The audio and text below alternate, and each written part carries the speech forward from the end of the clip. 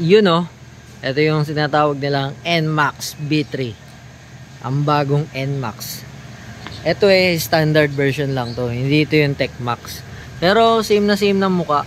Same na same ng muka. Dahil kay RM bracket nga ito, meron siyang sample ng gawa niya. Yan. Pinakamatibay na auxiliary light bracket. Naglagay pa siya ng isang mini driving dito. Tapos GR. Ayan ang mukha oh. Napakatapang ng mukha. Tapos itong gitna na to, meron siyang parang mini driving light. Makikita nyo yan. Buksan natin yung headlight. Ayan. Pagkabukas nyo, push nyo lang na ganyan. Tapos twist. Twist. Yan. Diba? Naka LCD display na rin. Tapos, tama ba? Kailangan buksan ng makina para lumabas yung headlight. Ayun oh. Nakikita niyo yung headlight. Pag nag-high yan, lalabas yung parang mini driving light na maliit. May spot type siya. Ayan oh. Yan. Tapos menu, visual menu. Yun, TCS, oil. Okay, pangkalikot ng menu yan. Quick impression lang naman to. Okay. Nagawa siya ng switch passing light dito para do sa MDL. Tapos yung ilaw ng GR, switch ng GR ito. Ayan. Kung gusto nyo ng maliwanag talagang ilaw, GR talaga. Lalo na may mga mahilig sa biyahe. Ayan oh. Poging-pogi ng NMAX B3, di ba? Dito additional na lang to, dinagdag niya na lang yan. Tapos itong ito stock to. Wala siyang brand eh. Parang sa PCX din. Walang brand pero ano naman siya. Maganda naman daw ang play. Kasi ito, pinaka-pogi dyan, yung taillight oh. Wapo. Diba? Pogi-pogi. Quick impression lang na sa NMAX B3. Para sa mga fans ng NMAX. Paglaki ko, bibili rin ako nito. Tapang ng mukha oh. Wapo oh. Tingnan nga natin sa pag naka-on yung high. Ayun. Diba? Kaso, yun nga oh, kaya hindi talaga advisable na lagyan ng projector type yung gantong kasi parang binabasag niya na yung liwanag. Nakikita nyo ba yan? Nagkaroon siya ng spot dyan oh. Dapat ang projector nakalabas. Kasi kapag may lens pa siyang ganyan, babasagin niya lang yung liwanag. Kaya yung ilaw niya ganyan lang. Sana ginawa na lang nila, nilabas na. Sa bagay, wala namang perfectong motor, kaya goods lang yan. Kanya-kanyang trip tayo eh. Susunod na gawa ng NMAX siguro, labas na lang nila yung projector para hindi nababasag ng lens yung liwanag. Diba? Alright. Ang pa rin to, parehas lang to ng standard version nga pala ito. Standard version. Hindi ito yung TechMax. Switch.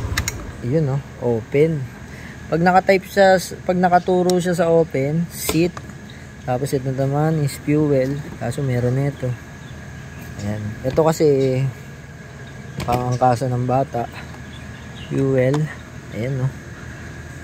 Ganda ng knob niya. Liit lang. Diba? Close. Tapos ito.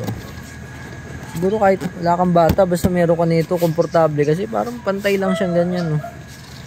Silipin natin ang compartment.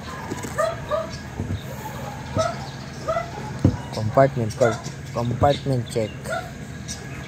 Ayun oh. Diba? Parehas lang nung nung NMAX na version 2. Ganito rin ang compartment. Yan oh. Tapos meron na siyang isa pang bulsa dito. Dalawa na yung bulsa niya. Merong lock. Tapos ito open pa rin. Tapos yun yung charger. Yan. Tingnan nga natin kung ano ang charger na ito. Ayun oh, type C na rin. Lahat type C na lumalabas. Ayan oh, type C na rin siya. Halos lahat ng bagong motor niya yun, Type C na. May rubber na cover siya para kung sakali umulan o kaya ipa-car wash nyo. Diba? Ito, premium na premium yung cover na ito. Ganda oh. Yung Tecmax na ito, meron ng isa pang screen dito. Tapos doon ka na mag-navigate. Tapos marami siyang mga switches, yung mga kung tawagin nila NMAX Turbo. Doon ka mag-shift, may up shift, tsaka down shift, ganun. Dati meron na rin ang Honda noon, yung Honda Forza. Meron na rin Tiptronic yun, kung tawagin. Pindot-pindot kang ganun. Pero ito yung standard wala. Basic lang din, parehas lang ano. Ito, hazard, idle stop, push button, yan. So, ito, menu, high and low, switches, horn, yan. Side mirror, yung cute na side mirror. Yan. Tapos, ito, stock visor. Alright. Ito, aftermarket na to. Dahil nga, kay RM to, kailangan may RM bracket. Yan. Alright. Diba? Pogi na NMAX B2. B3. Sorry.